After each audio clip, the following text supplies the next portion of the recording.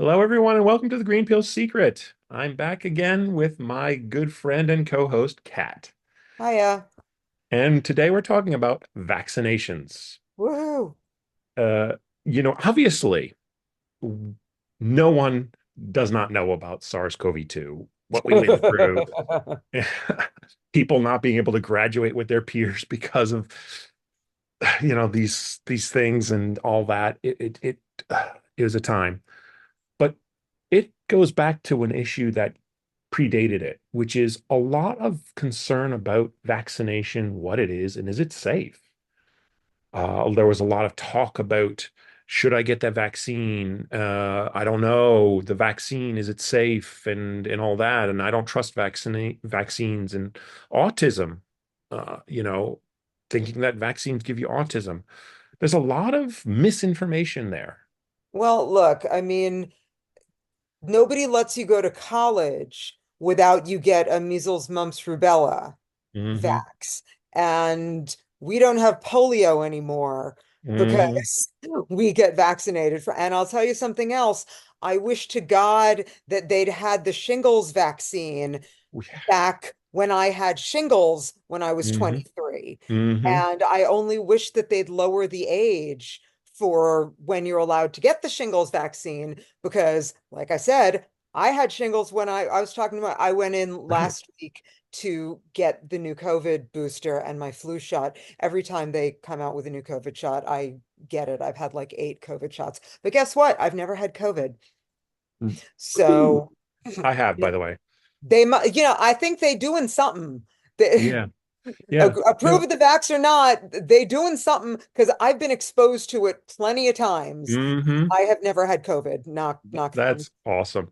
I have, and it's weird because I like when they were first developing the vaccines, I was like, "Give me, give me, give me, give me, give me." No, you're not qualified. Okay, so like, what? Give me, give me, give me, give me, because I wanted it very badly because I was feeling locked into my home and not being able to go out and all of that, and it Yeah. was killing me as someone who likes going out and enjoyed the times before COVID when I could. Um, but as soon as I did, I got the shot and then got another shot and got as many times as I could. I am due for the next one. But despite all that, I went to work one day and I had to work with somebody, and it turned out he had COVID, and I was in close proximity to the dude. And yeah, I got it despite the shots. But my recovery was pretty sweet. Yeah, Yeah. I stayed home a few days, but I was just working at 80% capacity instead of 100% capacity. And that's all it was. It wasn't that big a deal to me. It was in and out and nothing. And that's what the vaccines do for you. Think about it. If my body had never seen anything like that before, oh, it would have been just as bad. And it would I have been mean, terrible. I have MS. And so Hmm. when I went to get that first jab, they made a point of, okay, immunocompromised person, disclaimer, we still don't know how it's gonna work on you if it's not gonna work as well. And I said, understood, stick me. So, better to have it than not was my thought. Um, and yeah, it was so it thinking back on that summer, when everybody was home and everything shut down. And a lot of us, anyone who was enough of an introvert was like, cool. Um, Right. True. people who were introverts had no problem staying home, but even so, I remember going for walks just to get out there. There's train tracks that only are used by freight, so nobody's ever on them, and they wind Hmm. through the woods for miles. And me and my Hmm. partner would put on a cast album with one. Each of us would have a All headphone, right. so we were listening to the same thing. So we'd just walk through the woods where nobody could hear us, and we would sing show tunes and this is how we'd get out of the house. Um, but I also remember when we were first allowed to start tentatively going out, like I had just got, it was 2 weeks after my second vaccine and we were tiptoeing. And I think the first thing so many of us did was run to the hairdresser. We were all like, and I Right. can leave and I'm making a hair appointment. And then, I got to go pick up my own prescription because Katie, my able-bodied roommate, bless her, had been doing all of the food shopping. I was lucky enough Mm, mm. to, as a immunocompromised person, to have someone who was not immunocompromised Right. able to go and do the shopping for me. And she was really super careful and she was great about everything. Um, but when I was able to finally, no, I can go to Walgreens myself and I Right. can pick up my own prescription. And I swear to God, it was like Walgreens was like Disneyland. Walgreens has never been so fascinating in Right. life. And I was like a golden retriever in there. I was, hi, hi, hi, I'm so happy to see you. And I was like overly cheerful to everyone and talking to I wasn't the only one who was like this. I Hmm. remember going in to make a deposit in the bank and actually apologizing. I'm so sorry, I'm being like a golden retriever at you. And they're like, no, no, no, it's wonderful. We haven't Right. actually seen humans, so it's wonderful. Right. Right. So yeah. But it was also weird because anyone who was in the arts, we all Mhm. became um video designers in addition to being artists because we couldn't go out and perform or do any of our stuff live. So Right. we all became video editors so that we could do whatever we did in our homes and then put it up online. Right. And which was very, very, I also had the luxury of, Alex knows is a video editor. He's a professional Hmm. video editor. So I didn't actually have to learn how to do anything. I had people to do it for me. But Right. yeah, it's so insane. People came out of that with so many new skills. Hmm. Well, absolutely. I mean, so many things.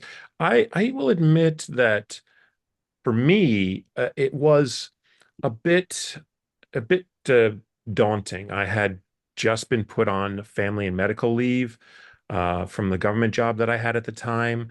So I was doing a lot of twiddling my thumbs and applying for jobs and all things because I couldn't.